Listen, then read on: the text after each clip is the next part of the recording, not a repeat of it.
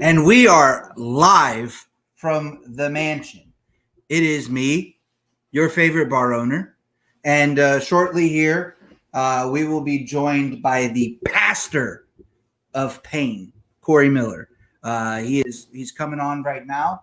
We're going to get him on here, and we are going to get right into it. It's been a busy day for Tide Sports. A lot of awards have been given out. We got my man here, Corey Miller. He is the pastor of pain, as they call it.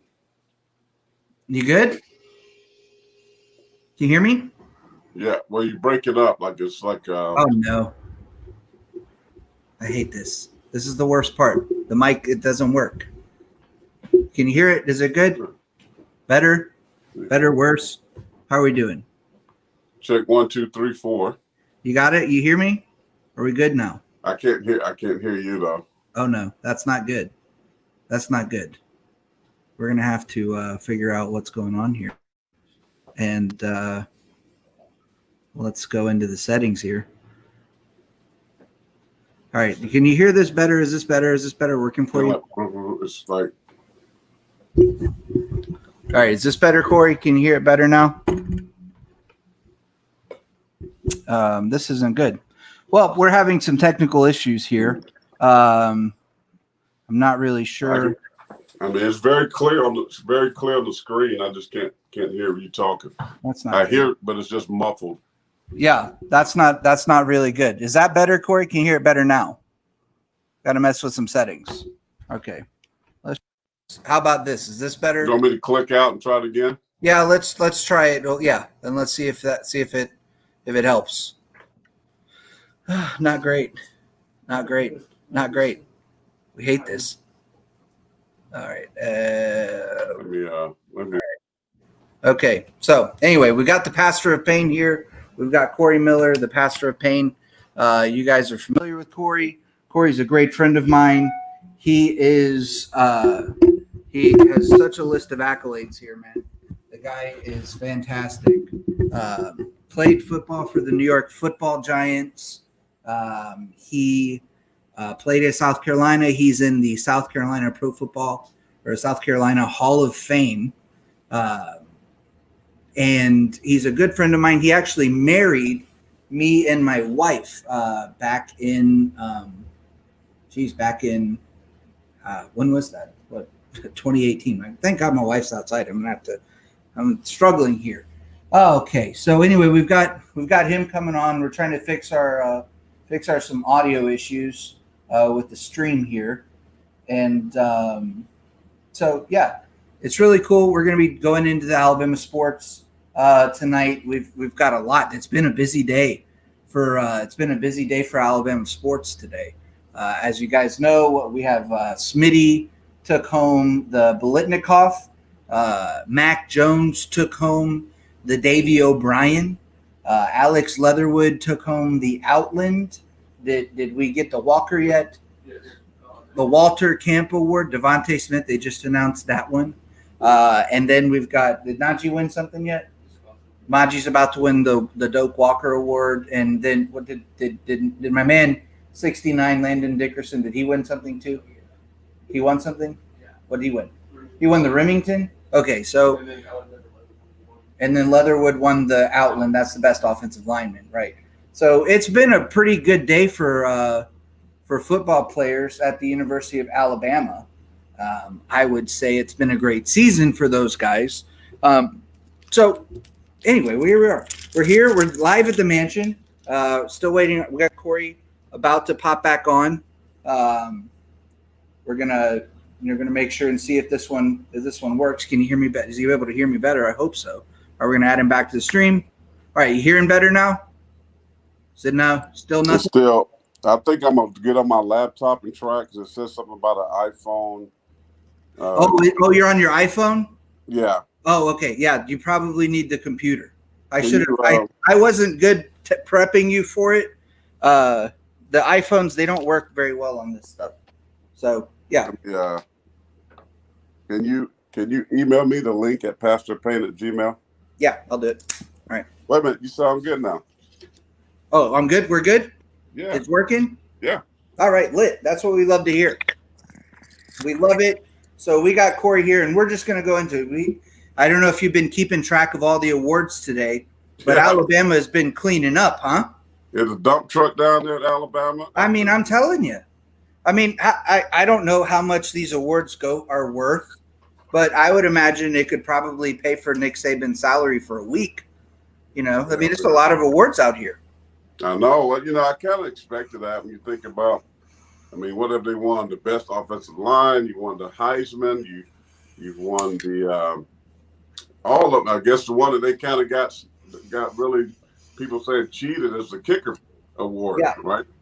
Yeah. I mean, if on the list of awards that I don't mind getting cheated out of, it's probably the kicker award. Here's Alabama, when the kicker's been such a problem for over last 6 years, and they got a really good kicker now, and they had a phenomenal season, and he got snubbed, but that's okay. So you got your wall of jersey behind you. You got what? Is that you've got the Vikings, the Giants, Vikings, and then Giants, old school Giants. That's Christian Bama. Yeah. And then I got another Giants in the frame. Let's see if I can show you that. There. Oh, that one's cool. And then I got my helmet sitting here, Giants, Gamecock, and Vikings. Nice. And you played defensive end for what? You played, not 10 years? Yeah. 10 years? Defensive end and outside linebacker. And you played for those teams. And how long were you in the NFL for again? 9 years, 8 years with the Giants, 1 year with the Vikings, and of course hurt my neck, had a C6, C7 disc issue, and I had to retire. Yeah, that's tough. So big day for Alabama sports. Big day for you've got so many things going on. You've got your Giants for Christ. That's your ministry that you're doing right. You're still doing the Giants for Christ, and tell us more about that. Yeah, right now I took a job back in November, a ministry called Unpacking It, which is a sports ministry that caters to sport fans. And even they do fantasy football. They have a Turkey Bowl game up in Charlotte. We do a Super Bowl Sunday breakfast or Saturday men's breakfast where we minister to men, and it's really a neat ministry. I'm the director of outreach, so I do a lot of the outreach stuff, speaking outside of the ministry, going places, FCA, high school teams. Hopefully, eventually I'll get down to be one of the spiritual advisors for South Carolina. That's a goal there. But Giants for Christ is still in play. That's a ministry that I focus heavily on with men. We do what we call packs, 5 to 7 men, and we try to find leaders, develop leaders for that they meet together once a month, twice a month, and try to encourage each other. It's all based on being spiritually strong leaders as a husband, as a father, and in the community, and by sharing and spreading the gospel, the good news of Jesus Christ. But it's still sports based. We know how many people love sports. I know how much you love them, and all the folks that come to the mansion, huge sports fans, and we love them. Yeah, it's such a beautiful thing. We love them, and sports are just so important and it's amazing how many people you meet because of sports, and I am so glad that, I was able to meet you through the mansion. You've been such a blessing to my life, and I know my wife's life. I was telling people before about how you were the one that actually married me and my wife, which was so cool. You're probably the most swole pastor I've ever seen, but it was such a cool weekend. It's such a cool time. And I've known you for so long, and you're so passionate about all these sports. And so I want to get into it because you have some takes, man. I mean, people say I've got takes, but I mean, you've got some takes. Let me be. I learned from you the best, man. Yeah.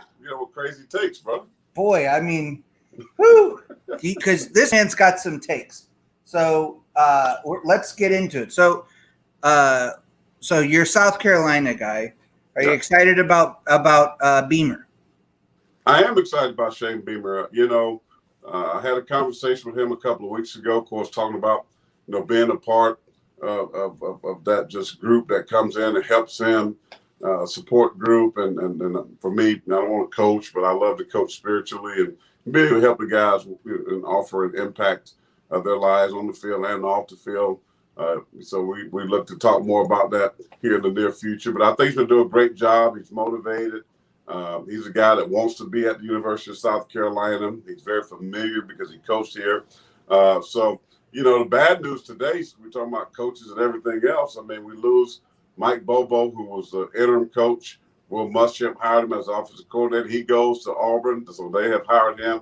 And then Will Friend that came from Tennessee, the offensive line coach of South Carolina.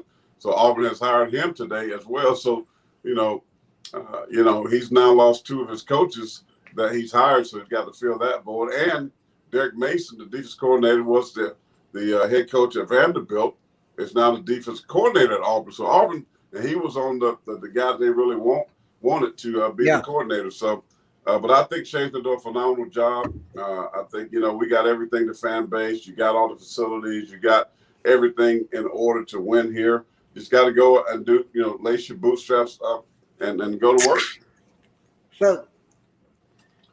So you're very involved in South Carolina, and because that's your alma mater, but you're also really involved at UA because your son was Christian Miller, who played here. What is it like being a parent? I mean, because I see a lot of these parents on social media. I see a lot of them. What is it like being a parent of one of these kids? That's, Christian was a high 4-star. Everybody wanted him. What is it like dealing with, because, social medias are a big thing.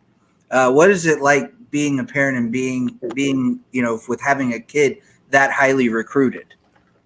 For me, it was fun, because one thing that made it easy being a parent of Christian, because he was such a humble kid and he understood the process. He understood, what was marked out in front of him. He knew that, he was a kid that wasn't ready to come right in and play. We knew he had plenty of talent. He had great upside. And Coach Saban knew that. Kirby Smart knew that. Chris Rumph, when he was here, knew that.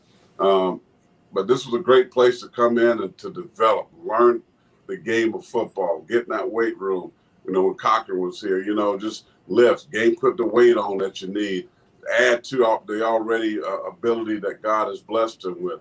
So, and he was humble. He wasn't a big social media kid. He didn't get all the hype with all that stuff. He just worked and he embraced the process.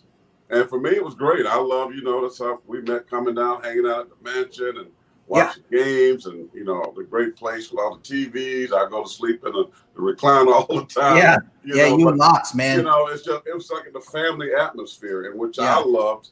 And, and I think, with Christian and I, it was always a great behind-the-scenes relationship. We didn't, put stuff out there during the game and what happened here, there. We talked afterwards, and he really made it easy as a parent because of his humility. But I love the fact that he made his decision. We embraced that being here. How many times I've driven up down I-20 back and forth, sometimes tired leaving TV and driving there the next morning early. So, but I wouldn't change a bit of it, man. God was so good in those 5 years there. And I'm a Bama fan. I tell people here now, I mean, you would think I played there. I'm a fan of Alabama. I'm an alumni of South Carolina, but I love the University of Alabama. And you're in the South Carolina Hall of Fame. I'm 5 miles from the stadium. Yeah. I mean, you're a huge Gamecock. Yeah. And it is cool how I've watched you change into an Alabama fan. You still hate Clemson, and that's some things never change, right? Yeah, that's never going to change. I think you're rubbing off on Alabama's fan base. Najee Harris just won the Doak Walker Award, by the way, for those people watching. Big news for that. Very, very deserving. But yeah, I mean, your hatred of Clemson's really been meshing with Alabama fans lately. All the times we've had. I mean, what is this? This was 3 times Alabama's played Clemson. 4. 4 4. Okay, 4. Yeah. Jesus, it's been 4. I'm getting old. And it's split 2-2, right? And so we're looking for that tiebreaker 5th match. They didn't want that smoke this year, though. They didn't want that No, smoke. I don't think so. But I will say this. They were talking about delaying the playoff game, and we're going to get into Alabama versus OSU later in the thing. But they were talking about delaying the playoff game because Justin Fields has a rib injury. I'm sorry, because Ohio State has COVID issues. I'm sorry. Let me make sure that I'm actually accurate here. It has nothing to do with Justin Fields having his ribs destroyed. It has everything nothing at all to do with COVID, right? Because the Big Ten has bent over backwards to accommodate, Ohio State. It has nothing to do with Justin Fields' ribs. I'm sure it has nothing to do with that. So let's just get that out of the way. But all that to say, they were going to push the game back, not because of Justin Fields' ribs, but Clemson had to play that game without Tony Elliott, their offensive coordinator, and I really thought that I felt like that game was a lot worse because Tony wasn't there. Because I think he's a great play caller, and I mean the plays they were calling looked awful. So I don't know. I think the game's different if they play with Tony Elliott calling plays. I don't think so. Because what happened was the domination in the trenches. Clemson's offensive line was dominated. They got pushed back. Trevor Lawrence on the fire the entire night. I mean, they were a ton of sacks, but they made him very uncomfortable. He could not run the ball. That was a big thing in last year's game. Remember, after that first quarter and a half, he began to run the ball and it opened everything else for that Clemson offense. So, and then on the defensive side, they dominated as well. I mean, so defensive and the offensive line pushed their defensive ends around. They opened up gaps. It was just really domination in the trenches, and Clemson shown flaws. I've been talking about Reagan all year long. The back end, the fact that if they got challenged, that was a problem. And if you go back and watch the first half of the Boston College game, if you go back and watch even Syracuse game in those first couple of quarters, offensively, they had a lot of success against Clemson's defense. I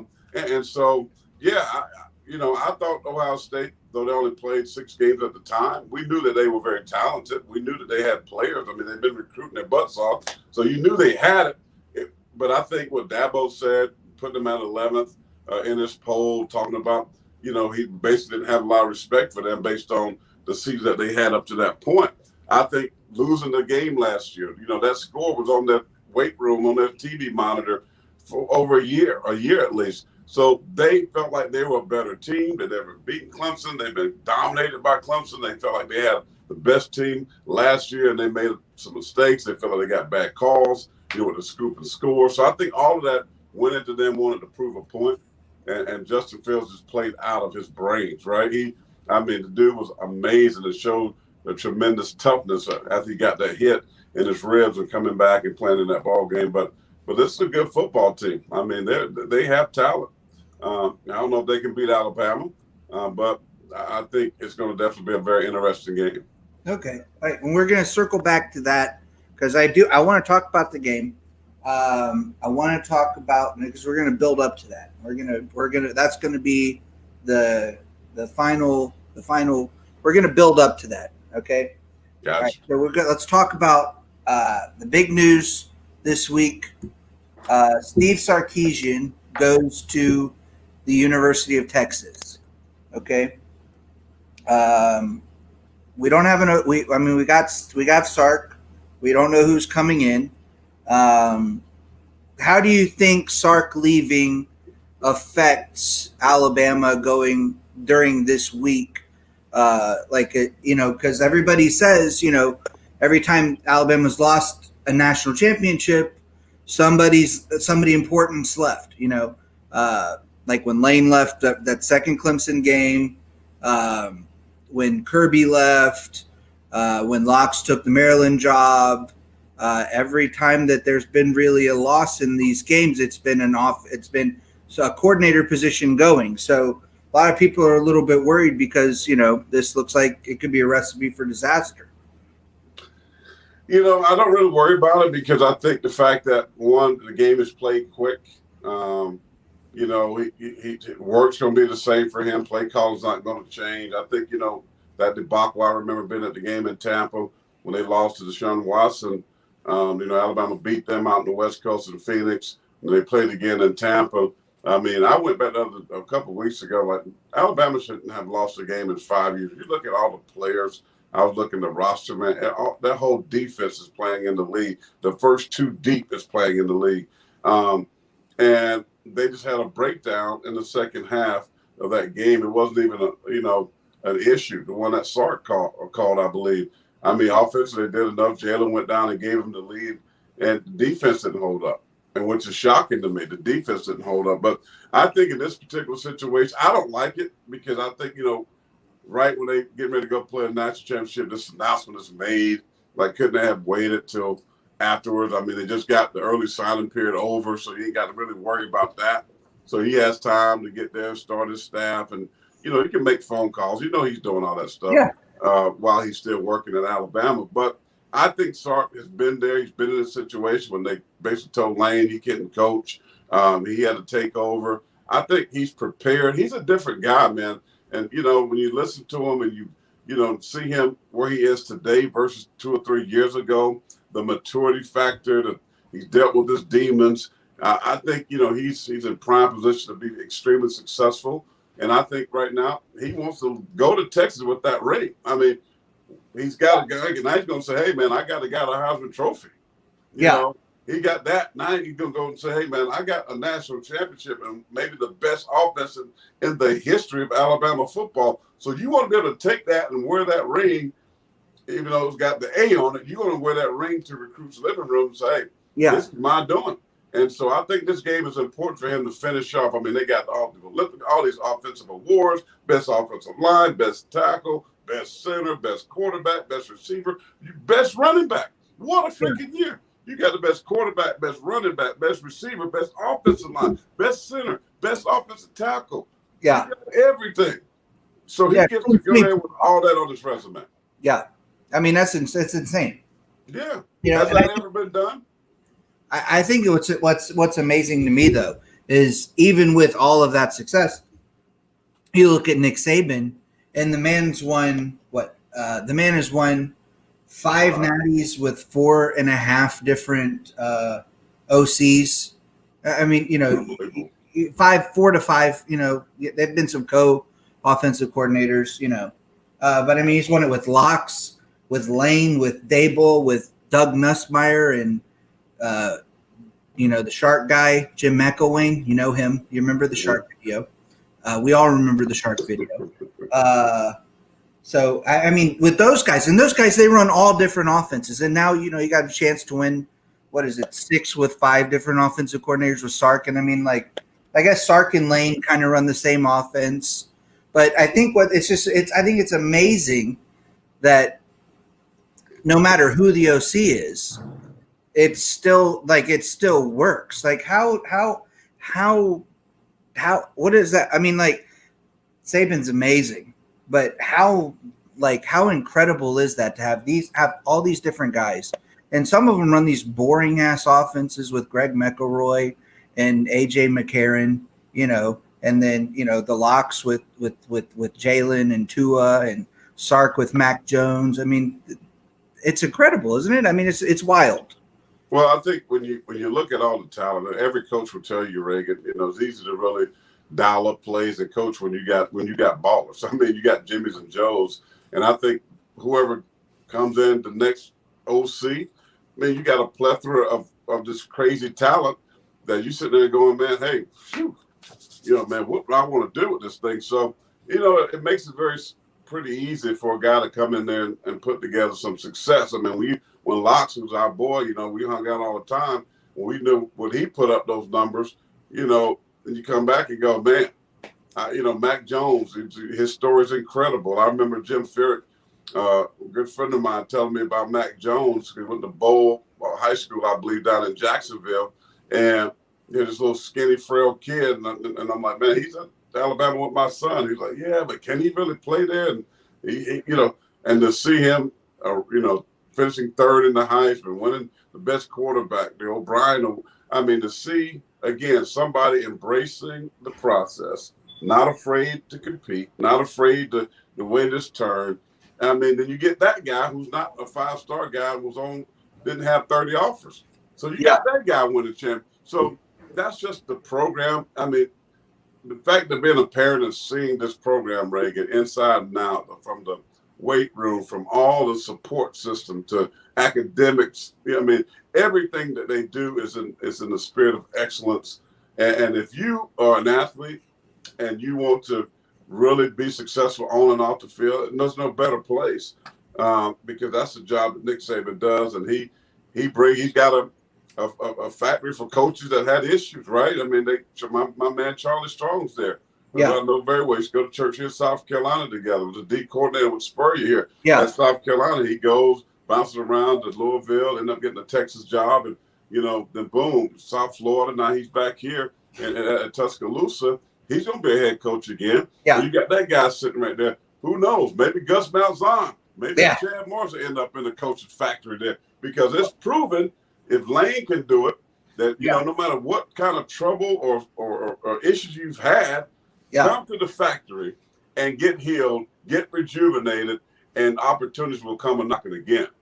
Well, I think it's wild on these coordinators is that you have so many of these guys that like you said, they had a lot of problems.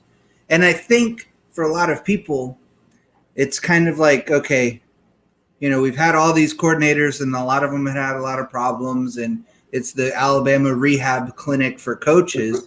And, that's the joke that a lot of these guys say. They're coming to rehab. I mean, I've heard them say it. Yeah. Wouldn't it be nice to not have to hire a rehab coach? I'm going to be honest, for the offensive coordinator position, there's talking about, Adam Gase. I seen Adam Gase at the Jets. I seen Adam Gase at the Bears. I've seen Adam Gase in the Dolphins. I'm not a huge fan of his offenses. I think they're boring. I think they're terrible. I think he had a great offense when he had Peyton Manning. And I got to be honest with you, I think I could call a pretty good offense with Peyton Manning. But, Peyton Manning probably called the plays. Yeah, that's what I'm saying. I saw Peyton Manning out there, Omaha. Okay. I'd love to see Alabama go after the guy at Florida. I think he's a great play caller. And, and if he goes to Alabama, probably gets a head coaching job real quick. I'd like to see it's like we've seen Alabama develop all these defensive guys. We've seen them develop defensive coordinators. The turnover for the DC position hasn't been nearly what it is, and it's been guys that have been promoted from within the staff. I'd like to see some development of that on the offense. I understand what he's doing, and this is me being a fan, but I would like to see, maybe for once we get a guy that's going to be there for a few years. That's not a project, Yeah. Well, I mean, I think, Coach, he's very peculiar and particular who he brings in and who's going to fit, because that's big with him. And it takes really, man, somebody that's strong to come through that factory because, we know how hard coach is on assistant coaches. And, it's a humbling experience because you've been a head coach. You've been the person that's been in control. You've had to be that CEO of a team. And now you got to sit back and get drilled and listen to coach get on you. So, but it's shown that if you're humble and if you just go through that, man, this guy's the best there ever been, in my opinion. And so to learn and grow from him, which, Sark's talking about it. Locks, everybody gives him the credit because he knows what he's doing. I mean, he's winning championships. He's doing the recruiting. Nothing. I mean, it's the whole thing, Reagan. It's how do you run an organization, so to speak. And they sit there and they get to watch him from the training room, from the nutrition room to the weight room, from, bringing in these excellent speakers, the doctors that getting guys treated and back on the field to everything. I mean, so you get to see and learn. And then now you can say, man, that works because the guy, think about it. you're in business. I'm sure you look at those that have had some very successful cigar businesses, and you may not take it everything, but there's something I can pluck from that to be successful, right? There's something I can learn and grow from that. And I think it's the same thing with these coaches, and then now they take it and put their spin to it, and a lot of them have a chance to be successful. And it's been amazing. I mean, like Saban's offense has changed so much over the years. I mean, it's not just let's just power back it and have a noodle arm quarterback, like a Greg McElroy or AJ McCarron. Let's have like they're throwing bombs now. I mean, you have to, because one thing I remember talking to Coach one time, defensively, it was all about the defense, right? We're going to shut people down. We're going to hold them to 9, 12 points. We can score 22, 28 points and win because the defense was so daggum good. Yeah. You can't do that now because the game has changed so much and evolved into a place that regardless of everybody talking about the defense, it ain't the kids. They can play. The problem is the system now affords offenses to take advantage of every nook and cranny on the defense. Yeah. These RPOs and, somebody's going to be running open. So you have to decide, am I going to sit back, play soft coverages? I'm going to play too high zone. I'm going to give up some throws and try to tighten things down in the red zone, and you end up giving up 400 or 500 yards to extremely good offenses like Ole Miss they did early on in the year, like Florida, who had the, talent to match their talent on offense. I mean, so you give up yards and you say, hey, defense, I just need you to make some stops. Give me enough stops in this game because our offense is so good, we're going to score. So, you look at the stat sheet, you go Alabama deep, well, they're not the same. Of course not, because they don't ask them to be the same. Right. They just say, hey, give up enough stops, get off the field when we need to get off the field. We're going to win games because our offense is that good. Now you had to change because, you got to be able to keep up. Nick Saban's old offense had played this Florida's offense, they would have lost. Yeah. If they couldn't keep up. Yeah. So, and I think you see that across the board. How many dominant defenses? We talk about Brent Venables. I went back the last 2 games of the playoffs. Clemson lost to LSU in the national championship game. They gave up 629 yards, right. 40-something points, right? Yeah. Against Ohio State, 49 points, 639 or 38 yards. So when you play teams that got that offensive type of firepower, you're going to give up some plays. So you better have something on the offensive side that can match or be better, and hopefully your defense come up with a turnover or a stop here and there to give you that opportunity to win games. So that's what Coach Saban had to do. He knows this is what works. I got to change. I love to just hand the ball off to these big power backs and get 3 yards in a cloud of dust. But guess what? That's not going to win. I may beat 90% of the teams, but I can't get to where I need to get to unless I got some firepower. And boy, he has some firepower, especially with Jalen Waddle out there practicing now. He comes back, even if you don't play, but 20% of the time, it's going to make Ohio State think, well, we're going to have to change some things. So if you get him back, man. Yeah. And I love what you're saying because, and I'm laughing over here because you literally went perfectly into what I wanted to talk about next. I saw your script. Oh, okay. Okay. I didn't even know if you saw it. But the script is you did it perfectly. It's seamless. You did it great. You must do this regularly. It's almost like you've been on TV and radio before. But Pete Golding, they hate him on Twitter.com, man. They don't like him. I love Pete. I mean, right. I remember when Pete we had this brand new sofa. Pete burned a hole in it, but I love Pete. I think he's great. I think my favorite thing about social media is always that first drive overreaction on Twitter. When Alabama, when they come out and it's the scripted plays and they march down the field and they score a lot of times. And it's like, oh, well, here we go again. Here Pete goes again. How do you you spoke the truth here. They're going to give up points. So, how do you think of Pete as a how do you think of Pete as a defensive coordinator and as a play caller right now? Listen, I want to tell every Alabama fan this is hard on Pete. He can't. It's not his job to get out there. He can't play. He's made calls this season. I mean, I watch every game like a coach. Yeah. Those guys have made this probably. I bet if I ask Coach Saban, is this the most mental errors that you've had on the defense in all your years coaching Alabama? I bet the answer would be yes. Yeah. There have been so many mental errors, guys running free, blown coverages. Now, they have gotten better at that. I don't know if they simplified the scheme. It is almost shocking to me that the amount of mistakes that they have made defensively. That's not a talent issue. That's a mind issue. Maybe that's a lack of preparation issue. Maybe they need to study the playbook a little bit more. When you're getting all these motions and shifts and things like that, and guys you got to be able to think and be ready to make these adjustments because coverages may change, run fits may change, and you have to know in advance. I did a devotion the other week, and I talked about being able to understand what's going to happen before it happens. That comes from studying. Anticipation is key.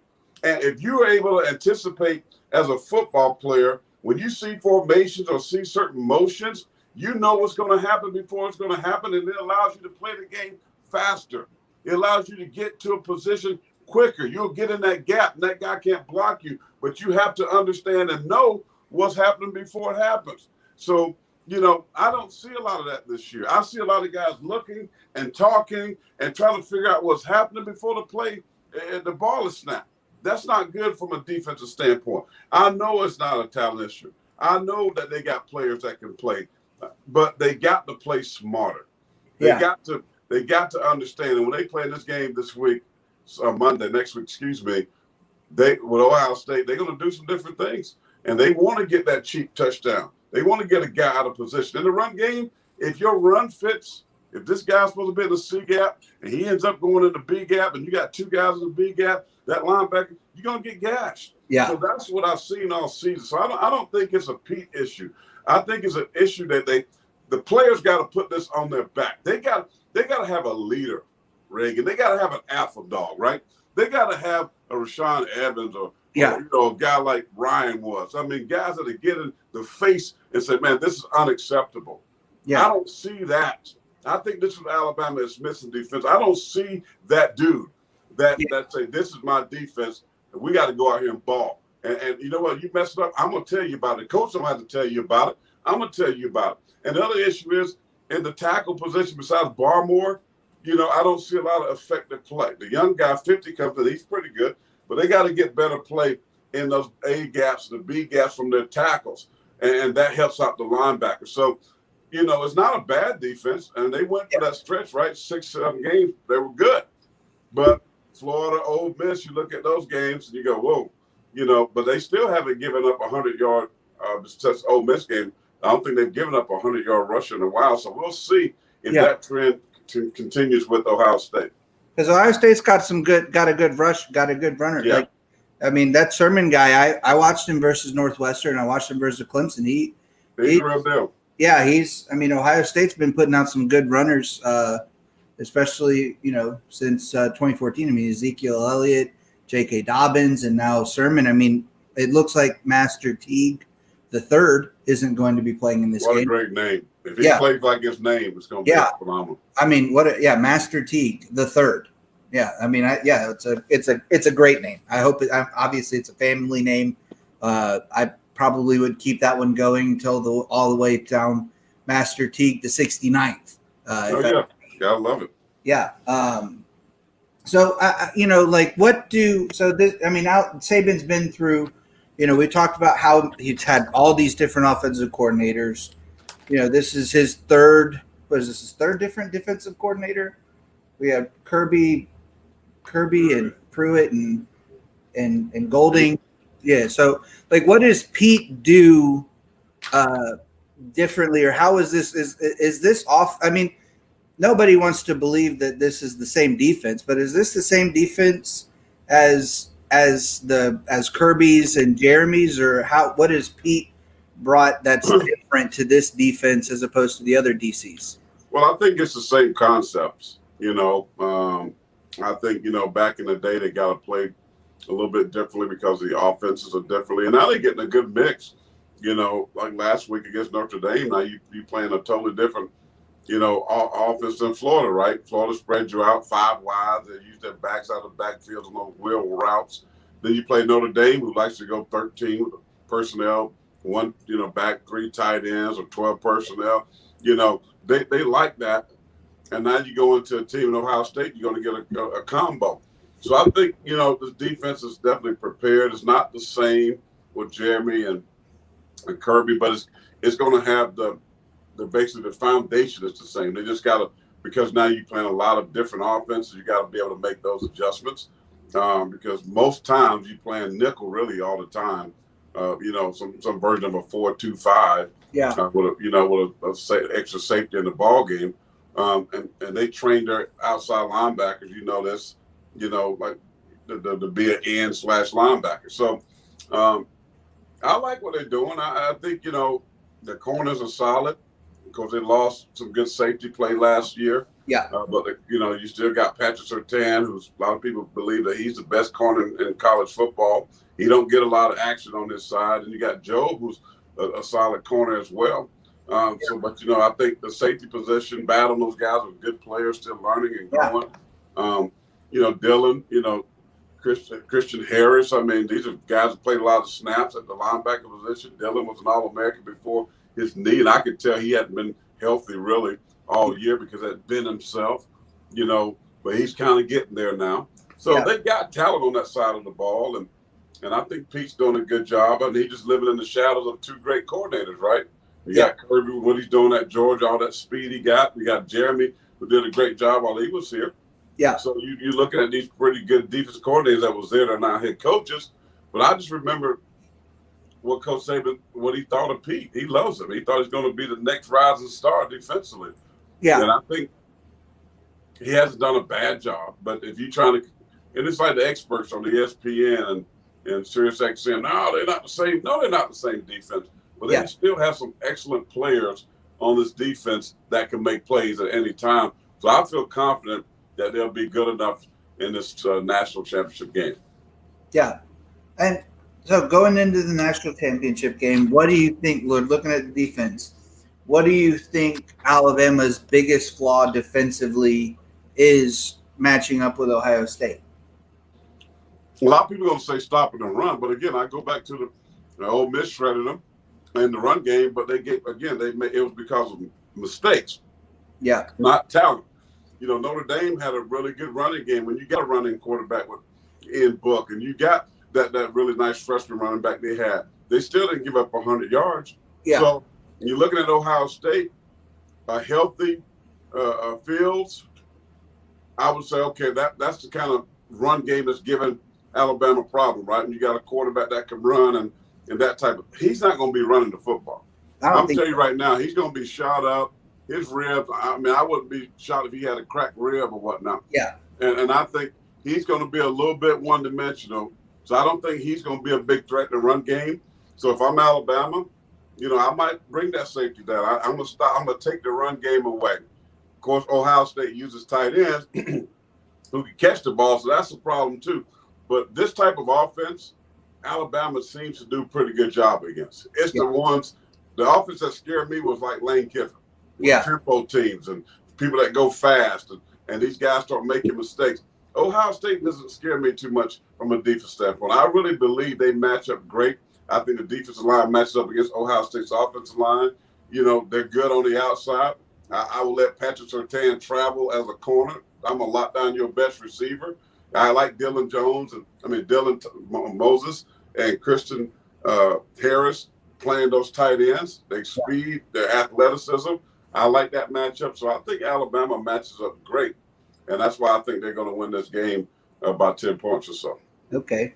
So we got Alabama, Ohio State, the big one. This will be I lose track. This will be Alabama's going for number 18. This will be Nick's, what, 8th, 7th? 7th. I lose track. It's so many. This will put him ahead of the Bear. Yeah, wild, right? So this is huge for him. This is the year he's got to get it done, and this is the year, bro. You got all these awards. They will be sad that if you don't finish this year with a championship trophy. Well, and it'd be absolutely wild because Nick Saban will always and forever be known as a defensive guy. But on his 7th national championship, it'll be because of the offense that wins this game, I think. So we got Alabama -8.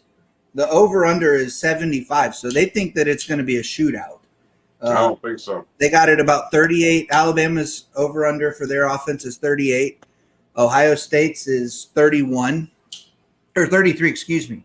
It's 38-33 is what Vegas has it currently. What are you? So you say Alabama by 10?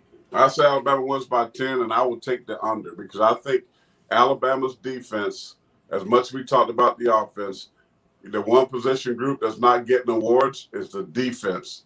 Nobody's getting an award, maybe Patrick Surtain, but nobody's talking about the defense except negative. Yeah. Look for the defense to step up, make some plays, turn Ohio State over, and be a key cog in this football game. Therefore, Alabama wins 10 plus or more, and I think you take the under because I don't think it's going to be a Florida Alabama type of game because I don't think Ohio State have that type of offense that can score. They did it against Clemson, but Clemson's defense was a train wreck. Yeah. And Clemson's defensive line, it's not going to happen against Ohio State will not score like Florida did. It's not going to happen. So you're taking Clemson or you're taking Ohio State under 33 too. Yes. Okay. All right. So all right. They might score 28. They might score 30, but they're not going to score 33. So it's a battle of quarterbacks. You got what could be the number 1 overall pick. People are talking about the Jags hiring Urban Meyer and then drafting Justin Fields. Could have the number 1 overall pick. Could have the guy that arguably should have won the Heisman. I don't think he should have finished 3rd. I think he should have finished 2nd if he didn't win it. I think he should have at least been 2nd. So you've got Mac Jones versus Justin Fields. Is this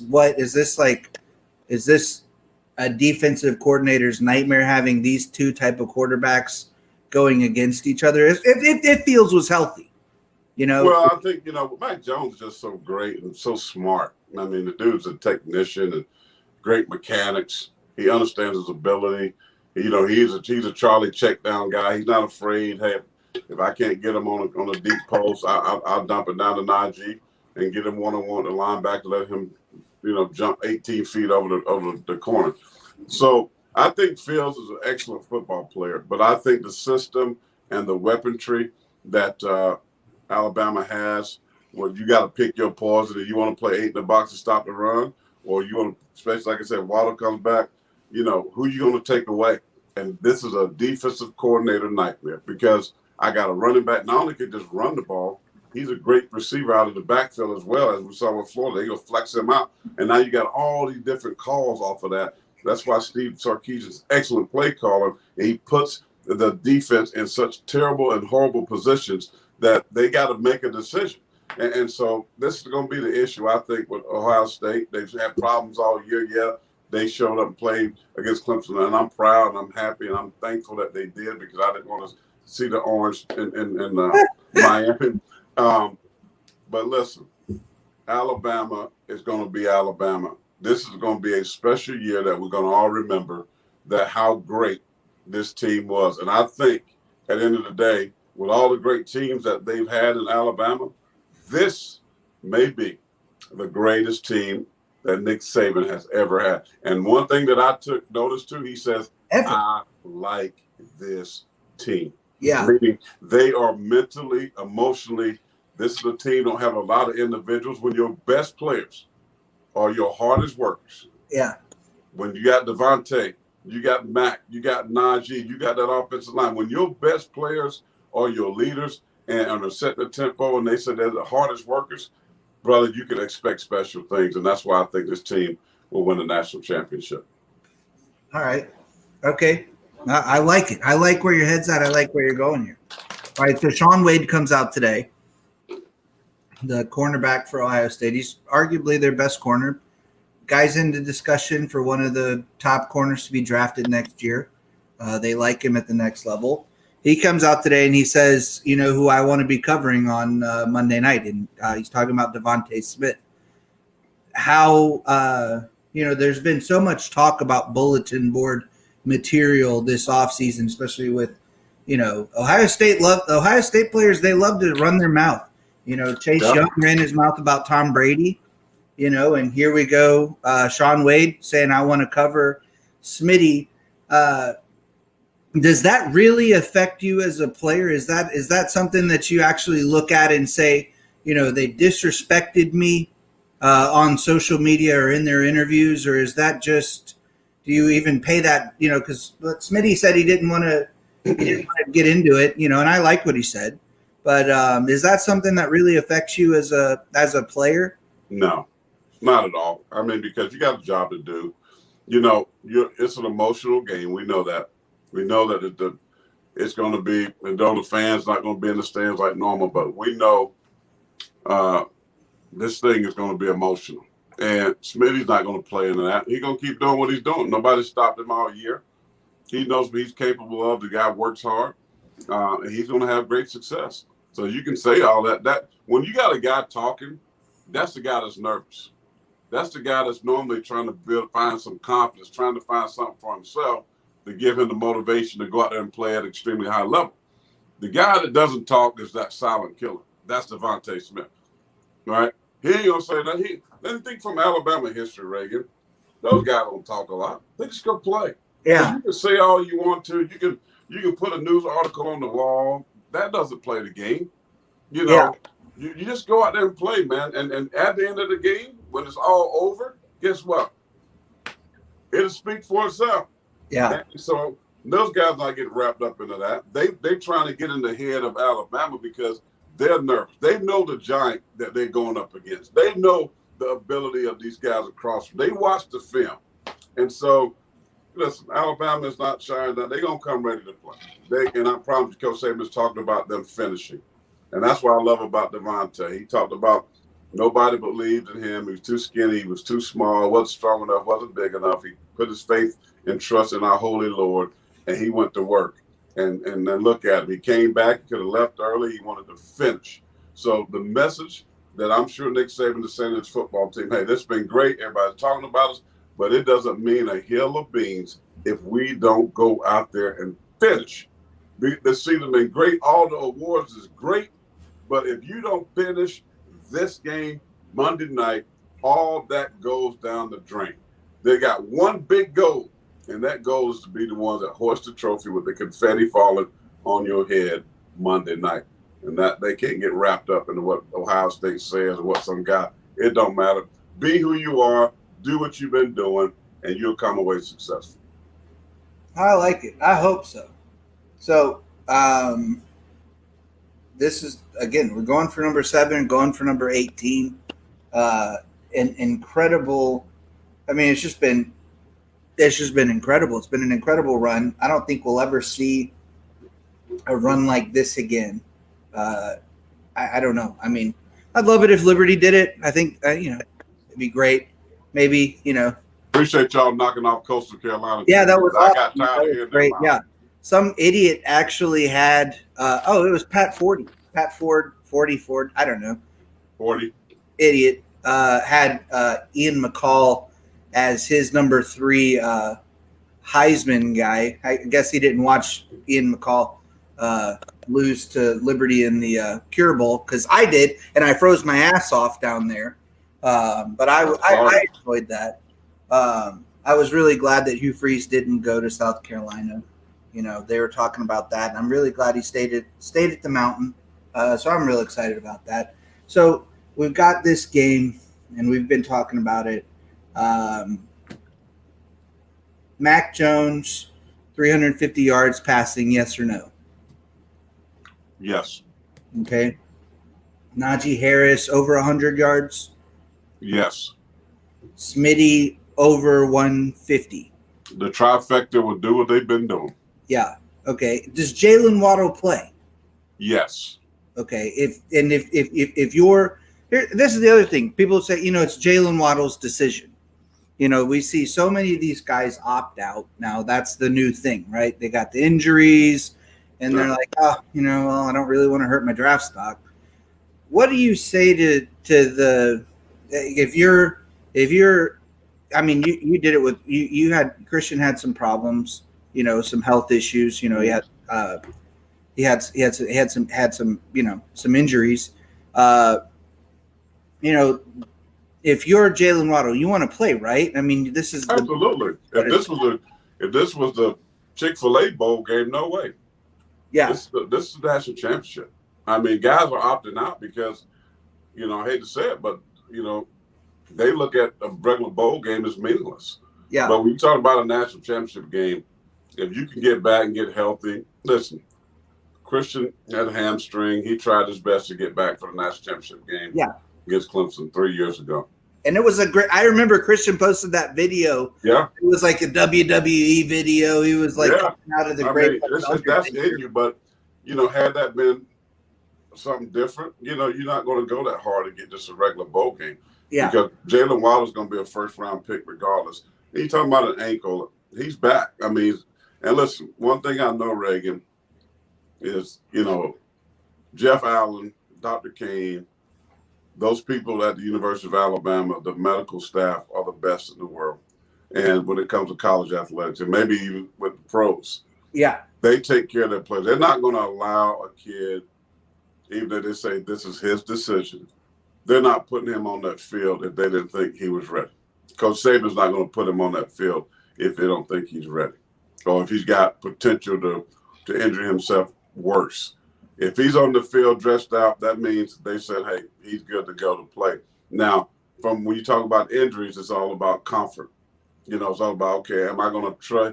I'm assuming he can probably sprint full speed right now. The question is going to be, do you trust to make them hard cuts when you're coming out of that break? When you go that post corner route, when you go that dig route, can you get to top end speed, drop those knees and hips down and break up out of that route and putting that stress and that pressure on your lower leg? That's going to be the thing that he has to feel comfortable with. But I can tell you from a player in the national championship game, your last game, you got a chance to go out and win a ring with your brothers. You're going to give everything you got, because this is not like a knee. This is an ankle. So I don't think the NFL is worried too much about that.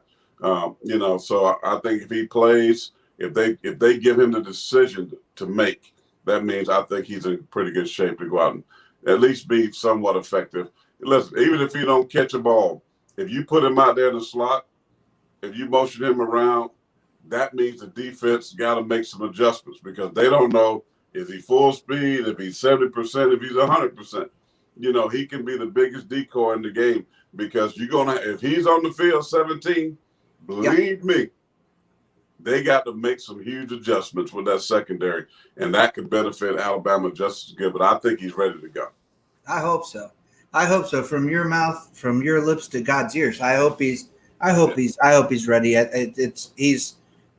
He's got to be he's one of the most electric players I've ever watched. I think he's the most. Yeah, I mean, when you think about the return game, punt and kickoffs, and what he can do running after the catch, man. Yeah, I mean, he's up there for me with a Percy Harvin, a Peter Warwick, Deion Sanders. The guy, I mean, the guy, he does it all. I hope he gets to play. I really do. I think we'll see him. I hope so. I think, and I think the other guys. I think he may.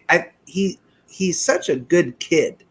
I mean, like, that's what that's the one thing that I love about this team that we've been talking about, with Saban saying, it's awesome to coach a team where the best guys on your team are the best players. Or he said the best players on the team are the best people. Hardest worker and the best guys. I mean, yeah, and I think that's incredible, especially, in the age that we live in, where a lot of these kids, they come in and they're very selfish.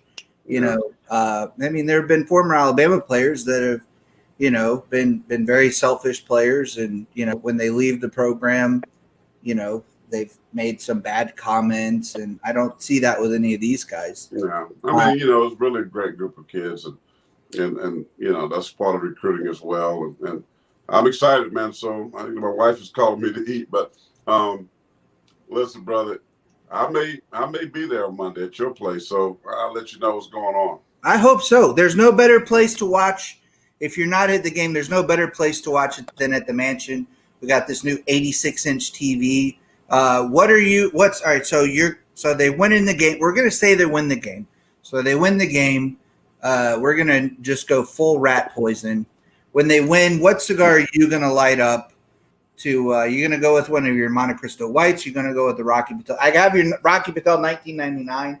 I got one of those right here waiting for you. In case you come down, is that one to be your go-to? Well, no, the win will be the other one I like, the Padron something. Oh, okay, the Damaso. Yeah, I love those. I smoked one today. You cannot go wrong with the Damasos. I don't believe. Yeah, that's victory. That's victory, right? That's Tennessee Bama type deal, right? Yeah, I think so. Well, thanks for coming on, Corey. I really enjoyed our conversation. We didn't really get into the hot takes. We're gonna have to have some hot takes after the season. Well, yeah, let's do it. Hey, if I come down, I can be there live with you. So yeah, we'll do a live thing. We'll do the hot takes. It'll be fun. I hope you guys have a happy New Year. I'm excited to see Christian get back on the field. Man, I'm excited for next year. Yeah. So ready to see Bama play on Monday night on prime time, live at the mansion. It's gonna be great, man. And I'm gonna definitely let you know. Thanks for having me.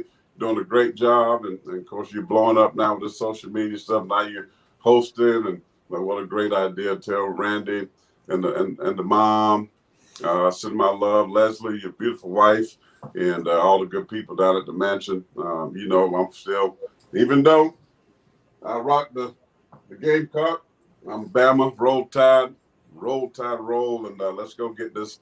What is it? 18th. 18, man. 18. Crazy. All right, man. We'll catch you next time. Thanks for coming. God bless you, brother. Be blessed. Okay, well, that was Corey Miller. Good friend of mine. Love him. He's awesome. Check him out on the twitter.com at Pastor of Pain. The guy's huge. I mean, the guy's got the biggest arms I've ever seen, I'm pretty sure.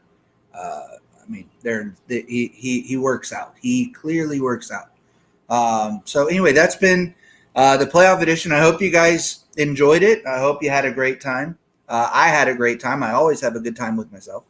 And that was eye-opening. I mean, he had some really great thoughts on Pete Golding. I hope people on the Twitter, on the Bird app, are listening to what Corey had to say about Pete. Maybe we should lay off a little bit. I don't know. Might be a smart idea. And we got this game on Monday. If you haven't got a place to watch it, we got rooms available at the mansion. So come and check it out. You can get your own private room for the national championship as Alabama goes for number 17. Oh, excuse me, 18. I've been saying 18 all night. And you know what? They're going for number 18. Jeez. When you get that high, you just lose count. You just lose count. We're about to double up just about everybody in college football. So forgive me, I lost count. So we had a great time today. I hope everybody has a happy New Year. This is our first show of the new year, and I hope everybody has a great New Year. I hope all the best for you. I do. I hope all the best for you. I hope you have a very successful year. I hope that everybody is continuing to be safe and continuing to be healthy. And we will do this again next week, hopefully celebrating a Alabama national championship, number 18, Heisman, pulling off the trifecta, man, the Heisman, the Natty, and the SEC. So that'd be really cool. I hope we see it. I think we will. I feel very confident we will. And then we'll have a special one coming up here shortly with Rocky Dale Davis, the comedian. So that should actually be a funny show. But until then, Roll Tide, and thank you for coming to the mansion and hanging out at the mansion with us tonight. And we will see you soon.